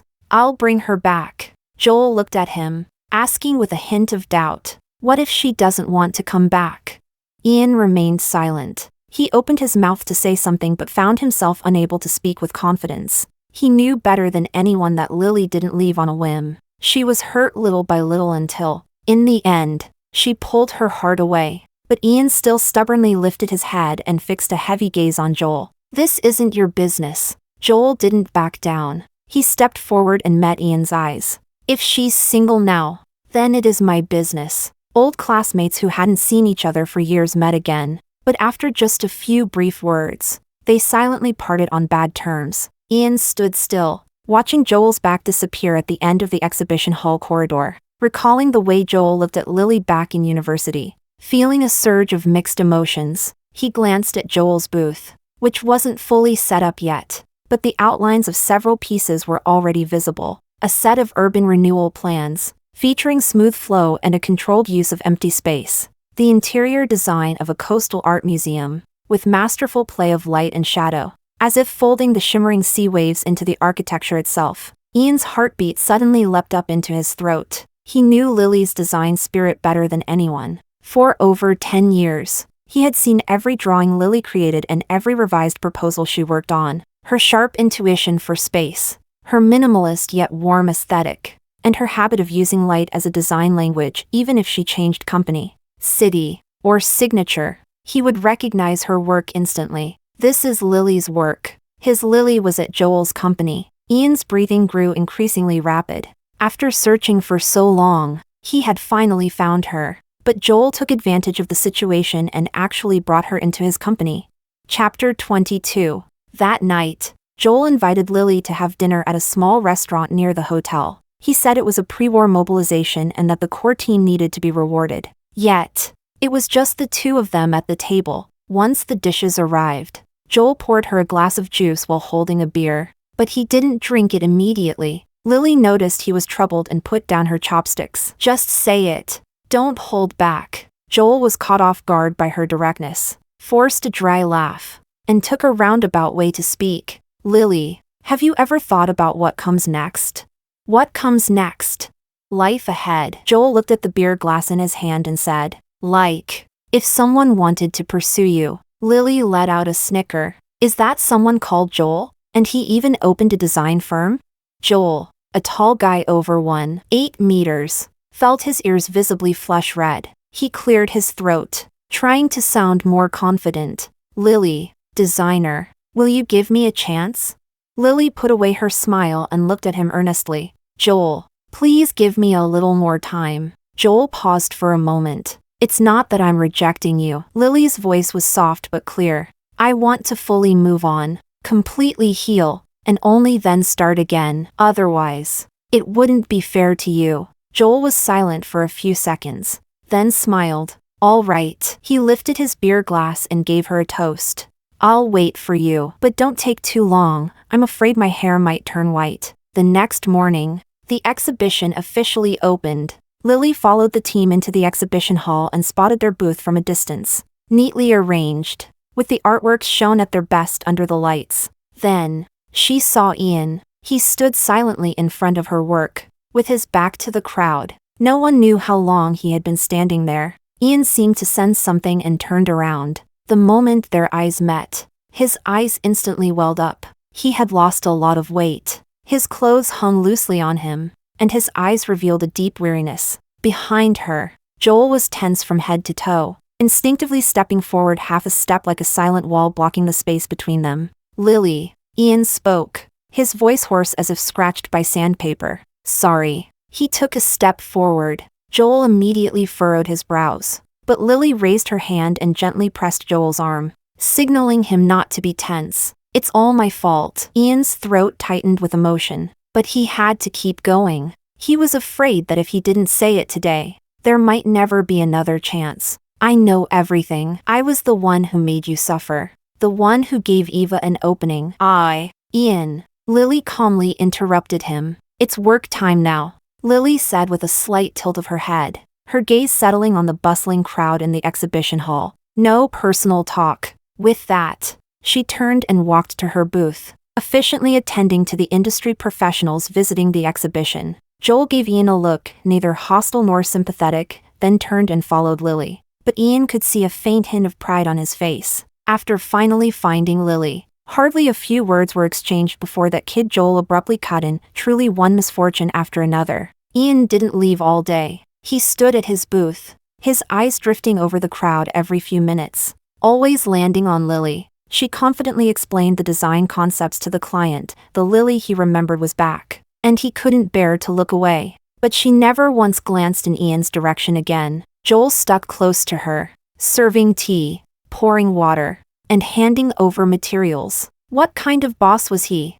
More like an intern assistant. Ian watched Joel fawning over Lily and felt a mix of bitterness and helplessness swell inside him. Chapter 23. The exhibition lasted 5 days. During those 5 days, Joel stuck to Lily like an accessory, never leaving her side. When Lily went to the tea break area to get water, Joel followed her. When Lily went to the restroom, Joel waited right outside the door. When Lily discussed plans with clients, Joel pulled up a chair to sit beside her, claiming he wanted to learn. Ian gathered his courage several times to approach, but as soon as he neared, Joel's gaze locked onto him like radar, warm smile, polite tone, yet completely unyielding. "Mr. Liu, if there's anything you need to say, you can tell me. Director Sue is very busy with work." Ian twitches at the corner of his mouth, but the words on his lips are swallowed back. For 5 whole days, he didn't exchange a single complete private sentence with Lily.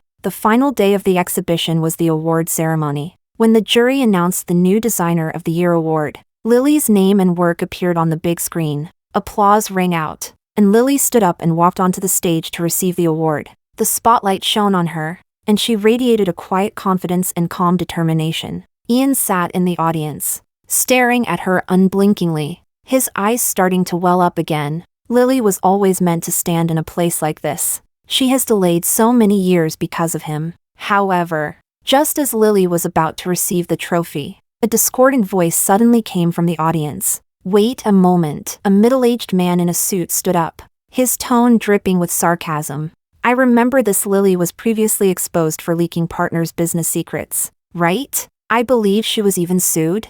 Is it really appropriate for a designer like her to win an award?" Whispers instantly spread throughout the venue. Although Ian issued a statement in the name of Reyes to clarify everything, people's memories are selective. They remember rumors but forget the truth. "I am here to address this question." A clear male voice came from the back row. Everyone turned to see Ian. Ian Reyes's appearance at such an event immediately caused a stir. Many recognized him. The host also recognized him and said, "This is Mr. Ian, president of the Reyes Group." Ian stepped onto the stage and took the microphone. "I am Ian, the Party A involved in the original leakage incident. Today, I am here as Party A to solemnly clarify that Ms. Lily has no involvement in the leakage incident. She was framed by the actual leaker. The real leaker has been identified and held fully accountable under the law, and the complete investigation report along with the legal documents have long been publicly released by the Reyes Group." His gaze fell on Lily on the stage, and his tone softened unconsciously. "At the same time, on behalf of the Reyes Group and myself, I apologize to Ms. Lily." After speaking, he bowed deeply under the watchful eyes of hundreds. The room fell silent for a few seconds before applause suddenly broke out. Standing under the spotlight, Lily watched Ian bow and felt a mix of emotions, some sentiment, some tenderness, but nothing more than that. After the award ceremony ended, the crowd gradually dispersed. Ian waited at the exhibition hall exit and saw Lily and Joel walking out side by side. He stepped forward, hesitant to speak. Lily stopped. "I won't thank you for what happened today. It's something you were supposed to do." Ian nodded repeatedly. "I know, Lily, I've wronged you. Could you give me a chance to make it up to you? Lily shook her head. I don't need your apology or to be made amends to. In the past, I wanted to question you countless times. With so many questions I wished to ask, I imagined leaving you speechless with my questions, and every time I thought of it, I felt a bit of relief, using that to ease some of the frustration I once felt. But now I don't want to ask anymore. Your so-called compensation and apology mean no different to me than those wounds. They both remind me of that painful past I want to forget. What I need now is not to dwell on it, but to let go and move on. After speaking, she didn't linger and walked toward the parking lot with Joel. Ian stood still, watching her figure disappear into the dusk. Old classmate. Chapter 24. Ian turned his head. Joel had somehow returned, hands in his pockets, his expression no longer as guarded as it was a few days ago. Clearly, it was Lily's words just now that unexpectedly but effectively comforted him. Want a drink? The bar was small, bathed in dim light, with 2 glasses of whiskey on the table. Neither spoke first. They both silently took a drink. Ian was the first to break the silence. I knew you liked her back in university. Joel swirled his glass without denying it. I never thought you'd last this long. Ian stared at the melting ice in his glass, his voice a little hoarse. Neither did I. Joel smiled wryly. I thought this was how it'd be for the rest of my life. He looked at Ian and said openly, I really do have to thank you for giving me the chance. Caught off guard, Ian felt another sharp blow but couldn't argue back. After a long silence, Ian raised his second glass and drank it all in one go. If she accepts you. He set down his glass and whispered with his head lowered. Don't be like me. Don't let her down. Joel lifted his own glass and gently tapped it against Ian's empty one. I won't. After the exhibition ended, Lily and Joel left without delay and returned to City H. Lily's life returned to peace. Getting up early for work, drawing and revising plans, having dinner and walking with Mother in the evening. Joel often came by carrying various gifts from friends to join the meal. Life flowed like a gentle river. Only, by the riverbank, there was now an extra figure. Ian also came to City H. He didn't come inside or cause any disturbance. He just stood by the phoenix tree beneath Lily's company building. On the first day, Lily thought he wanted to get back together, but he didn't. On the second day, he was still there. The third day, the fourth day, the fifth day, rain or shine. When she arrived at the company in the morning, he was already there. At night, Lily finished work and stepped outside. From the corner of her eye, she could spot the figure in the gray shirt. She didn't look at him, and he didn't approach. He simply followed quietly at a distance of several dozen meters, watching her enter the gated community and only turning away after confirming the light was on. Joel naturally noticed as well. Should I talk to him? Joel frowned. No need. Lily shook her head. He won't bother me. This is his withdrawal period. Once he accepts it, he will leave. The next day, he showed up in the same spot again. Days went by like this, one after another. One day, Lily came out at noon to buy coffee. Just as she stepped out of the company gate, heavy raindrops the size of beans fell without warning. She hadn't brought an umbrella, so she stood under the porch to avoid the rain. Across the street, Ian instinctively stepped forward holding an umbrella. He had just walked 2 steps when he saw the company's glass door open and Joel came out chasing after him with a long-handled umbrella. Not checking the weather forecast again, Joel muttered softly as he naturally opened the umbrella above her head. Lily took the umbrella, and the two walked side by side toward the coffee shop across the street. Joel turned his head to say something to her, and she smiled. Her eyes and brows relaxed. Ian stood in the rain with his umbrella half raised, forgetting to shield himself. Raindrops streamed down his cheeks, blurring the line between rain and tears.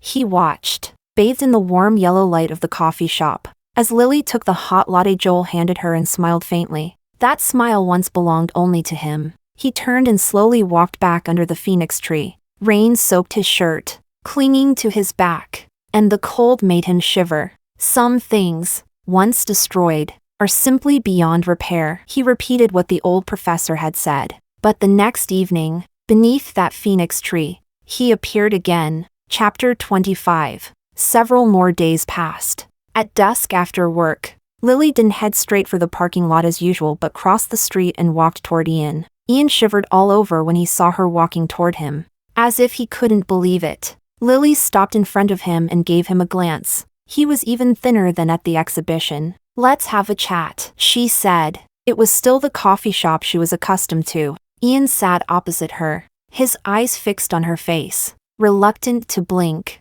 She looked even better than at the exhibition, her complexion rosy, radiating calm vitality. Lily held the coffee cup with both hands and softly said, "Ian, don't wait any longer." His hand curled up beneath the table. "I've already let go." Lily lifted her eyes to him, her gaze soft and clear. "I'm moving forward now." Ian's lips were pale. After a long moment, he finally managed a complete sentence. "We really can't go back, can we?" His voice was barely a whisper, as if afraid that saying it louder would make it true. But it was true already. "We haven't been able to go back for a long time." Lily gazed out at the darkening sky. "From loving you, to resenting you, to hating you.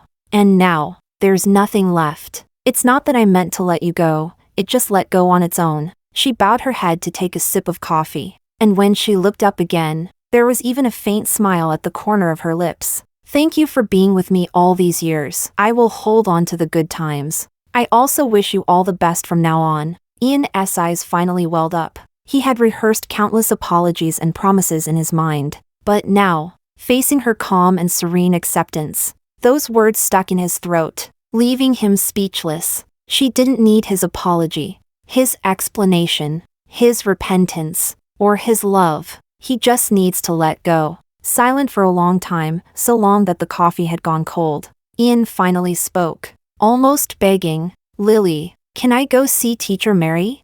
Lily thought for a moment. "Tomorrow afternoon."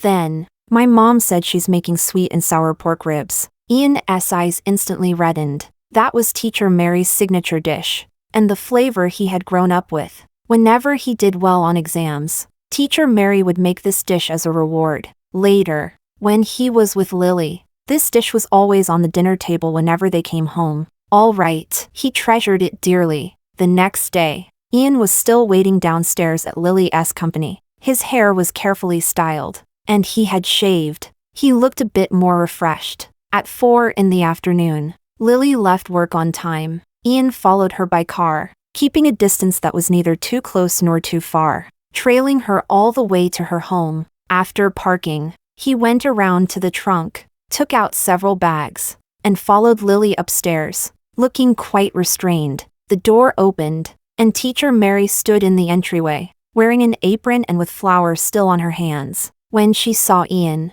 she smiled. "Ian's here? Come in quickly. Why are you just standing at the door?"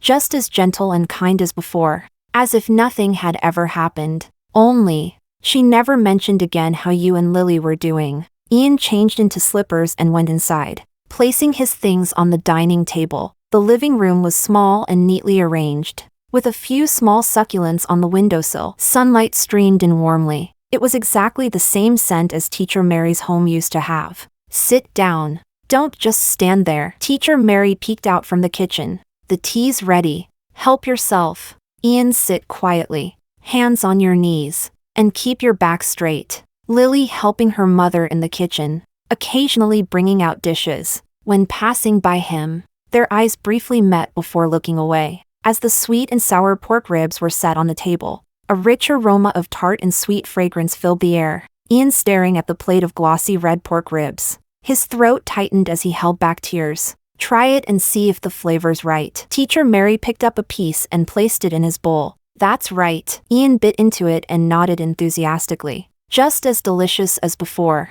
Chapter 26. Teacher Mary smiled and added another piece to his bowl. At the table, Teacher Mary asked as usual if he was busy at work, if he was feeling well, and if he was eating on time. "Not busy." Ian tried to keep his voice steady, answering Teacher Mary's questions one by one. "I'm healthy and eating on time." "Good." Teacher Mary nodded. "You're a smart and capable kid.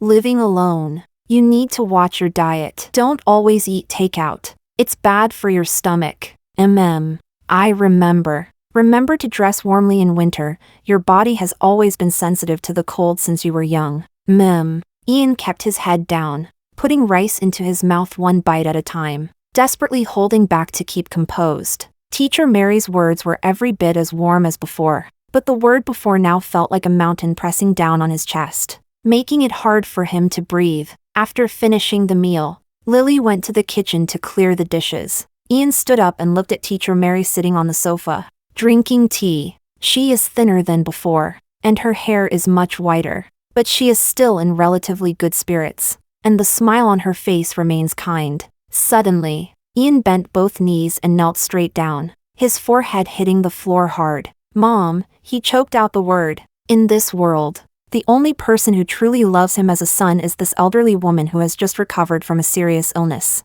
This is Teacher Mary, who knits him sweaters in winter, pats his head saying it's okay and to try harder next time when he fails a test, and puts the biggest chicken drumstick on his plate, not like the wealthy lady who wears gold and silver and schemes at the Reyes mansion. "Mom, I'm sorry." His shoulders shook violently, tears hitting the floor. "I'm sorry." Teacher Mary didn't respond to his mom. Instead, she reached out and gently patted his head, just like when he was a child. "Ian, you have to take good care of yourself from now on." Lily stood quietly at the kitchen door, watching the scene unfold. She waited until Ian had stood up and wiped the tears from his face before walking over. "I'll take you downstairs." Lily walked him out of the unit door, not going any further. Ian stood by the car and turned his head to look at her. "Ian, don't come looking for me again." She looked into his eyes and finally spoke one word: "Goodbye." Chapter 27. Ian's car disappeared into the night, gradually fading away until it was gone at the end of the long street. Lily stood at the unit door, watching that flicker of light fade out. Her story with Ian truly ended here. More than 10 years, from youth to adulthood, from leaning on each other to drifting apart, from deep love to letting go, like a book closed on its last page, placed back on the shelf, sometimes recalling a chapter, but never opening it again. Lily breathed out softly and turned to head upstairs. A voice suddenly came from behind. "Lily." Joel stepped out from around the corner, holding a thick booklet in his arms, looking a bit nervous. "What are you doing here?" Lily gave him a surprised look. "I was afraid I'd miss it." Joel walked over to her and handed her the booklet. "There are some things I'm afraid won't be said in time if I don't say them now." Lily took it and opened to the first page. It was a pencil sketch. The girl in the drawing lay on a library table reading a book, her long hair falling down to cover half her face. That was her in freshman year. She kept flipping through the pages. In the second picture, she's in the studio wielding a marker, focused on her design. In the third picture, she's dozing off in the tiered classroom, peacefully asleep. In the fourth picture, she's eating roasted sweet potatoes at a stall by the school gate, her cheeks puffed out. Page after page, every picture is of her. Some are sketches in just a few strokes. Others are richly detailed. In the first professional class of freshman year, you sat 3 rows ahead of me. Joel, a slightly awkward confession. You turned your head to borrow an eraser and smiled at me. Since that day, I've been drawing you. Lily looked up at him. I've waited for many years, he said. Lily. He took a deep breath and said, will you be my girlfriend? 3 years later, Lily's name frequently appeared in major design media, winning multiple domestic and international design awards one after another, becoming one of the most sought-after designers in the industry. She and Joel's company had expanded to 3 cities, and their business was booming. As for Ian, he still lived in Lily's apartment and seldom returned to the Reyes house. Mrs. Reyes had visited him several times, initially asking him to enter into a marriage alliance, but he refused. Later, Mrs. Reyes stopped caring about family background and simply wanted him to find a woman and have a child. But he still disagreed. This was both the punishment he gave himself and his redemption. That evening, Ian came once again downstairs to Teacher Mary's old house. The phoenix tree downstairs had grown taller, its leaves rimmed with gold in the sunset. A silver car was parked at the entrance of the apartment building. Its door open, Joel was the first to get out. He walked around to the other side and carried a delicate little girl out of the car. The little girl, about 1 year old, with 2 small pigtails, hugged Joel's neck and called out Daddy in a soft baby voice. Slow down. Don't fall, Lily called out to Joel with a smile. The unit door opened. Teacher Mary welcomed them out with a warm smile. Grandma. The little girl reached out, ready to jump into Teacher Mary's arms. "Oh, my little darling. Missing Grandma?" The family of 4 chatted and laughed as they went upstairs. Joel held the child in one arm while steadying Teacher Mary with the other. Lily carried several large bags behind them, softly reminding, "Mom, don't carry her. She's too heavy. Be careful with your back." Laughter floated down the corridor all the way, warm and vibrant. Ian stood in the shadow of the phoenix tree, quietly observing everything. It was perfect and happy, and had nothing to do with him.